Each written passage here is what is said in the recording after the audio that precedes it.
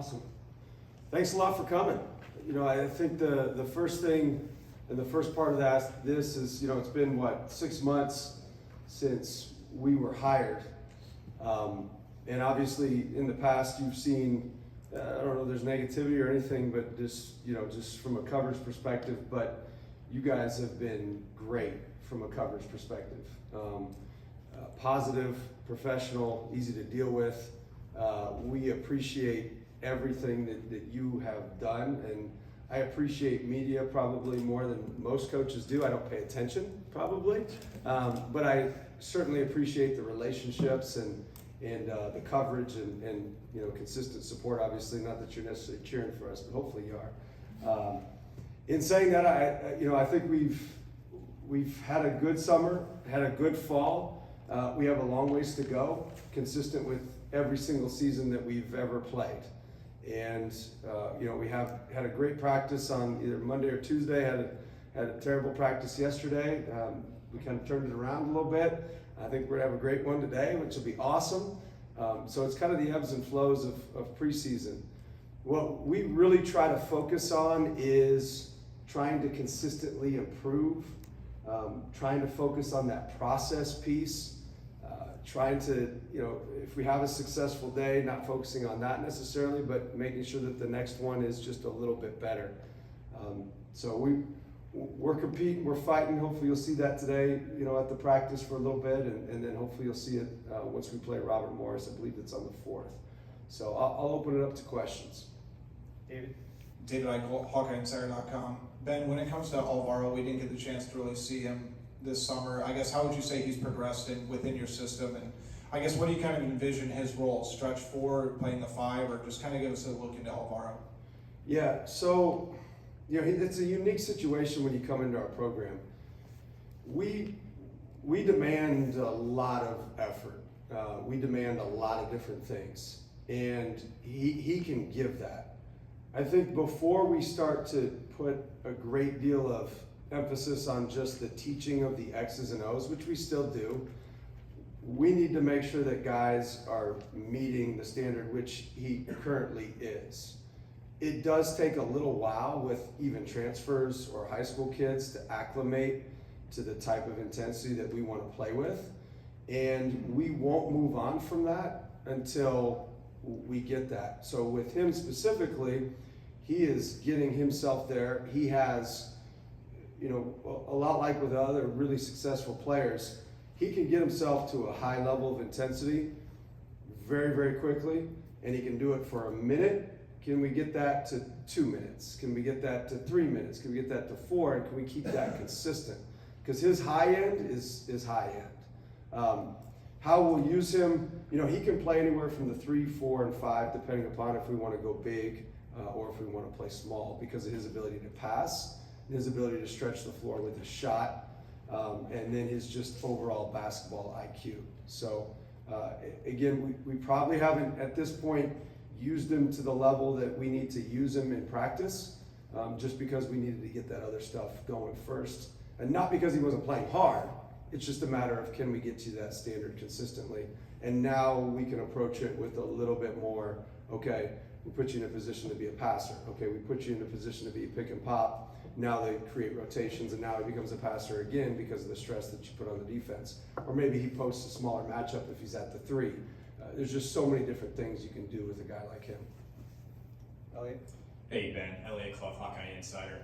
Speaking of Alvaro in the front court, I know, maybe other than Trevin, you don't have a ton of size up front. I guess, what's your expectation in terms of how you protect the rim, or does it change? Does it change your offensive philosophy, maybe like it did last year when Cam was your center? How do you plan to protect the rim? Yeah, that's a good question, and I'm open to suggestions if you've got I think the big thing for us is we have to be a little bit unique in that it's more of a kind of keep it out of the paint type of thing, keep it out of that 15-foot, keep it out of that 18-foot area, so that it just doesn't get there, so that you don't have to necessarily protect the rim. So you kind of protect the paint rather than protecting the rim and shot blocking. That's why we have bigger bodies on the perimeter, because we can get a 6'4" point guard, but it's really difficult to get a 7-foot guy that can protect the rim and play Similar to just one, it costs a lot of money. Two, we had to retool the entire roster, and so you still have to get guys that can play in the Big Ten, not necessarily specific to what you want. But if we can keep it out of the paint consistently, if we can avoid as many rotations as possible, even at the Division II level and Division I, we didn't have a great deal of shot blocking, and so we've always had that. I don't know if it's a problem, and we're able to find ways to be able to defend and keep it out of the paint. Chad Lysico, Des Moines Register. What type of identity does this team need to have for it to be able to compete in the Big Ten Conference? You need to have a chip on their shoulder. You need to play with a little edge. I think that when you take over a position, there's naturally a great deal of excitement. And I think if you're not careful, it can create a sense of arrival. And I said this at the Big Ten meetings. And so understanding that I've always worked better with the chip on my shoulder, like either doubted or whatever. And same with those guys. And so making sure that we continue to have that edge and don't have a sense of arrival, more so than anybody in the league. That's what we're going to need to have to be able to be successful in the Big Ten. Tyler Tashman with the Des Moines Register. Is Tavion going to be suspended? And just curious how you're dealing with that from a disciplinary standpoint. Yeah, so we'll initially follow the school code of conduct, and then after that, then we'll have some team rules in regards to whether or not there'll be a suspension. Haven't necessarily made a decision in regards to that stuff until I completely get the information. With discipline issues, just kind of for future reference, the way we've always done it is, and the way I've always done it is, I've always tried to take each case a little bit differently than the last, because there's so many circumstances surrounding each thing. And I think oftentimes coaches have, if he does this, then this happens to that kid, but all circumstances are different. Maybe if somebody else does this, it's worse, or maybe it's less, or whatever that may be. Guys that have like these specific things in mind, a lot of times are scared to make the decision when it actually happens. And so now it's up to me to make the decision based on our team rules. Obviously he's disappointed and we are too. The good part is he's going to learn from this and he's going to grow from it, and that's my job as a coach, is to teach kids how to grow and be better in those specific situations. Mike? Mike Colossus, Gazette. Back to Alvaro, because we haven't really gotten to know him as well as the other players yet, but what made Iowa and your program and the school a fit for him when he obviously had some impressive callers?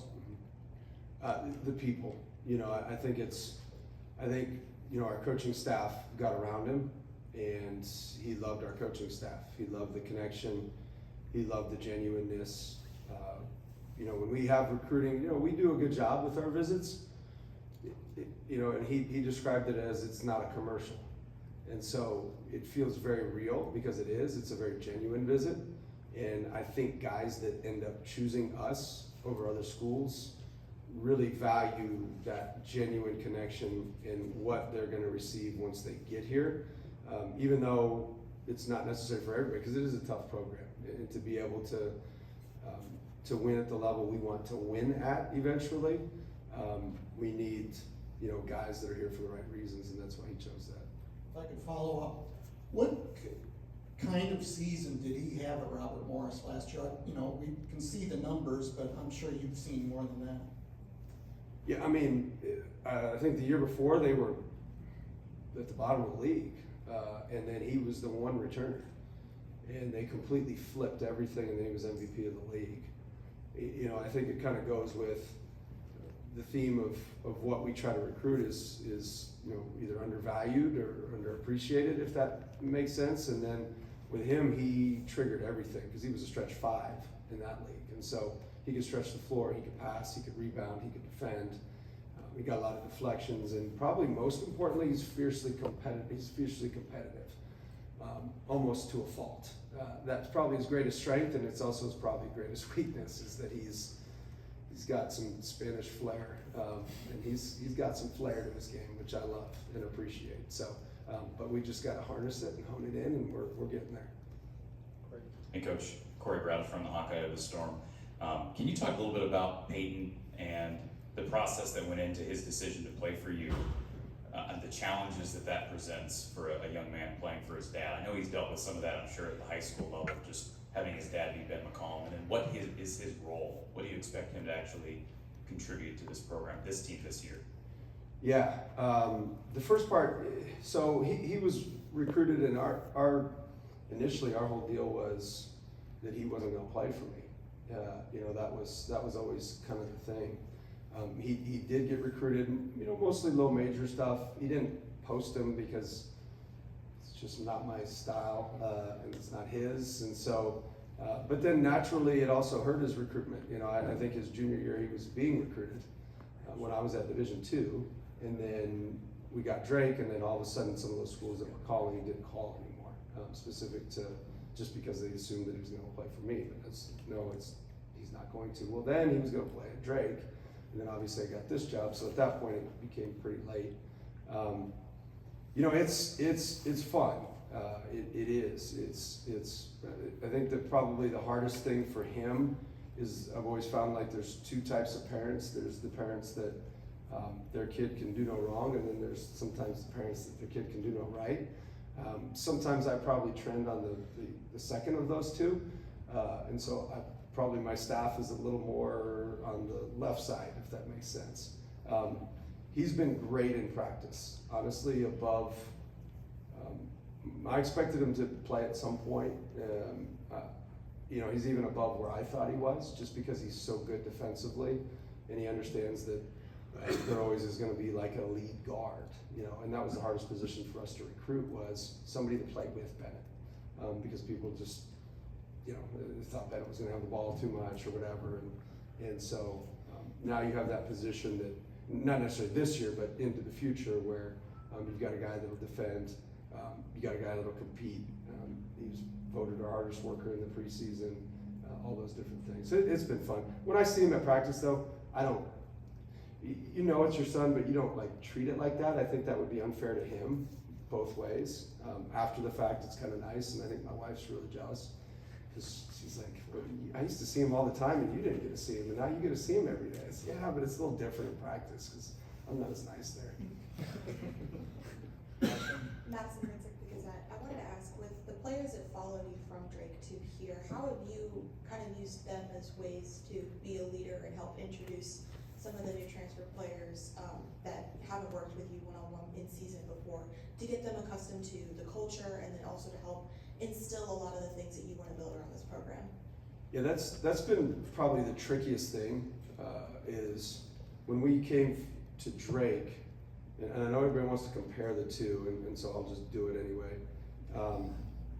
When we came to Drake and we brought 4 players, 3 of those players, 2 of them had played for me for 5 years. That was their 5th year. 1 of them for 6. So they coached the team essentially, right? And you know, I felt like I did a good job of coaching, but they were able to really instill that. We have 1 that was with me for 4 years, and then we have a bunch that were there for 1 year that were led by 3 others, and then Bennett obviously as well. And so they've taught them some of the effort that needs to happen.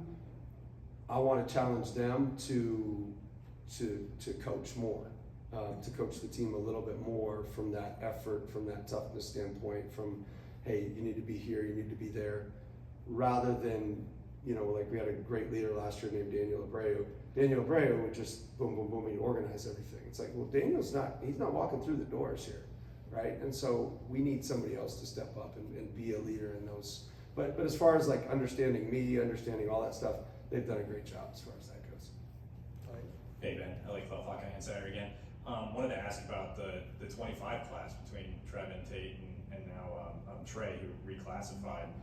Is your expectations that they play soon? Is it like something that they come along throughout the season? What are your expectations for them? Yeah, they're pretty good. Like that class is pretty good. We're pretty excited about it. I think we've got some steals in that class, if you will. You know, Trevin, obviously 6'11", can do so many different things. Tate, you know, 6'7", can shoot, can finish. Whether or not they play, you know, the hopes are that eventually they can, you know, this season. You know, if not all of them, you know, a couple of them. I think when you bring freshmen into the fold, you have to be a little bit careful, because if you just throw them out there, you know, you can throw them out there in scrimmages and they're going to make 10,000 mistakes, and then you can just kind of let them play through the mistake. But in a game, they're not going to really be allowed to play through that mistake, if that makes sense. And if you pull them quickly, you're going to shatter their confidence, because you got to allow freshmen to play through mistakes, in my mind. And so once they get to a point where we feel like, okay, these guys are ready, and if they make one mistake, we're not going to yank them, then that's probably the time that they'll stay in the game consistently. But all three of them have been fantastic, and you know, even better than we expected. Colin in the back.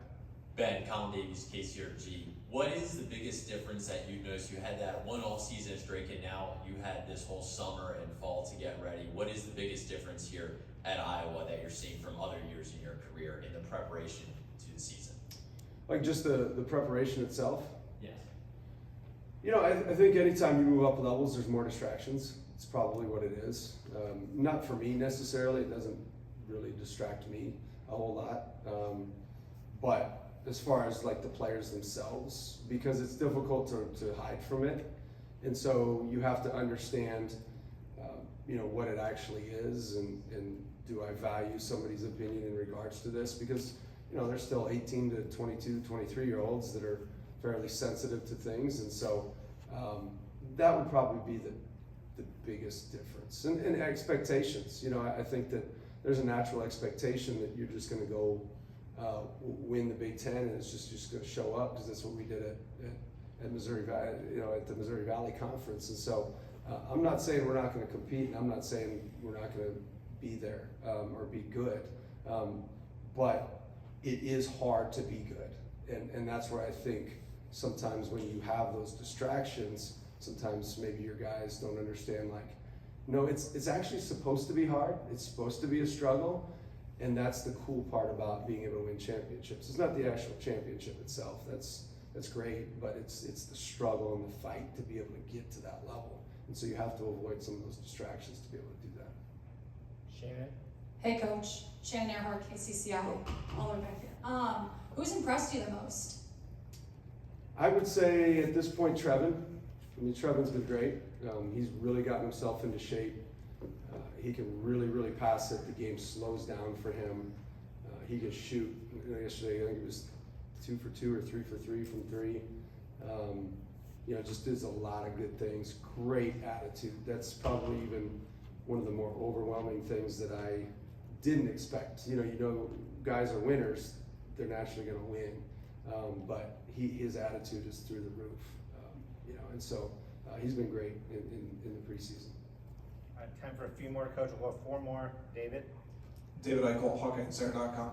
Ben, when it comes to like the psychological aspect of coaching players, some guys respond by, you know, getting yelled at, screaming in their face. Other guys will kind of go back in a shell if they do that. I guess how long does it take for you to kind of realize how to individually coach your players? And you try to recruit guys with the same attitude to minimize the actual, that part of it? Or I guess, again, how long would it take you to kind of really understand how to coach certain guys and certain games?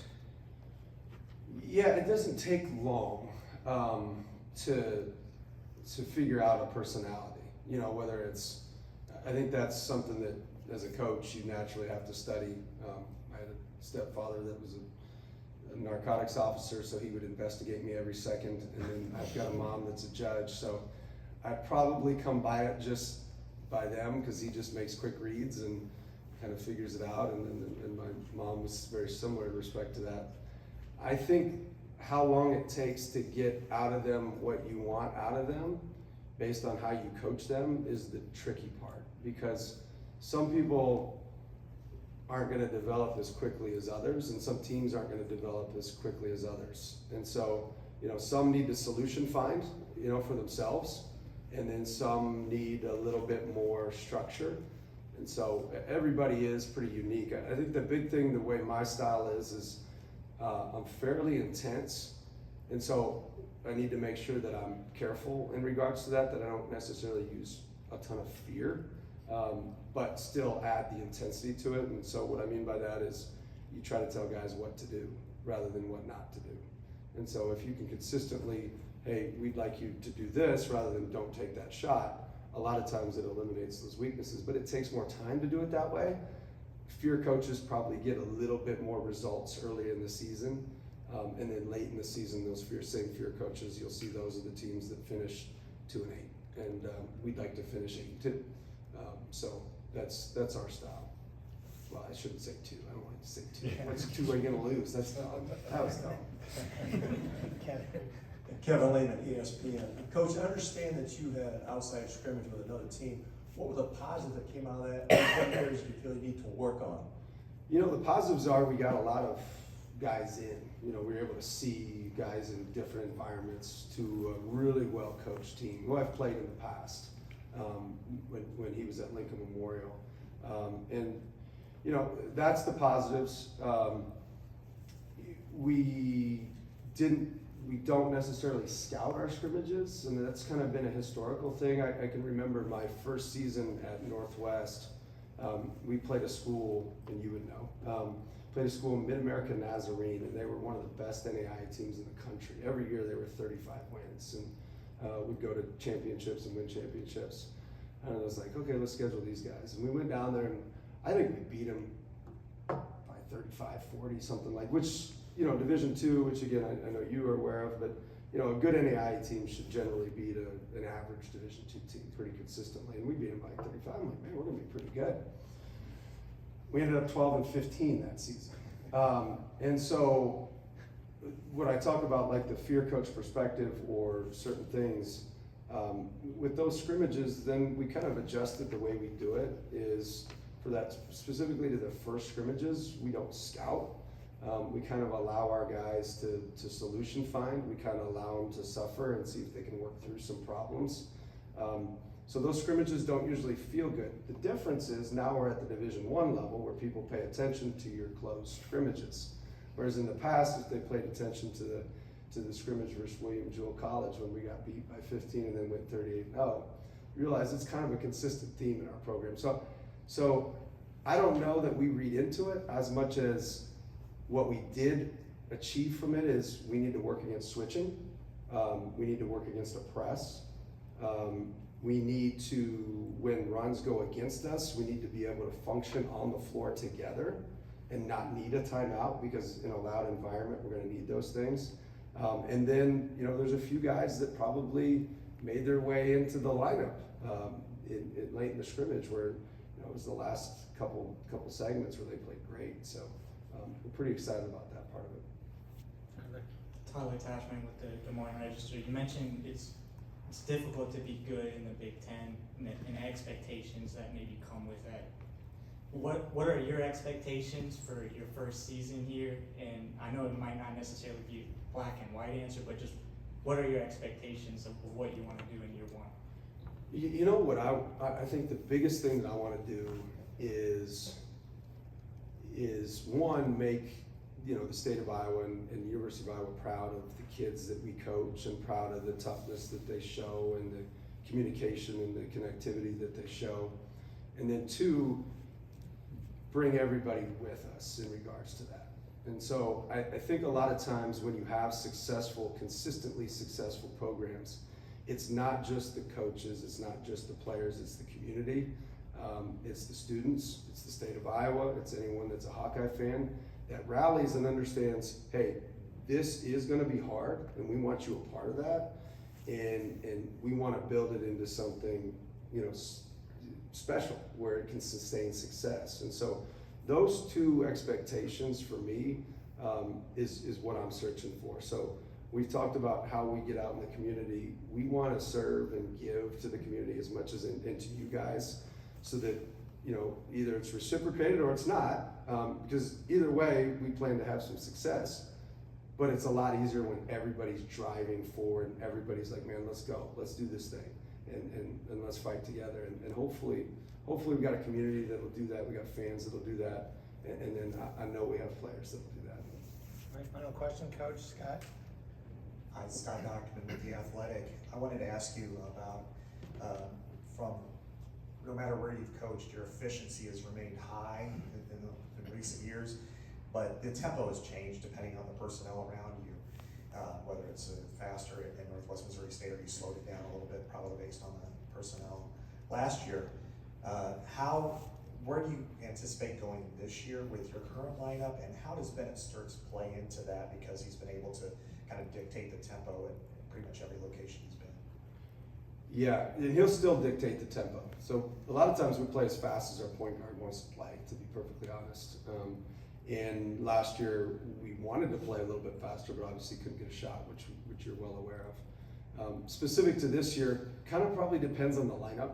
We can play a lineup where we have 5 shooters at a time and still be big. You know, if you go, a Bennett, a Brendan, a Cooper Koch, Alvaro, a Trevin, just arbitrary names. I'm not saying that's, but those guys all shoot.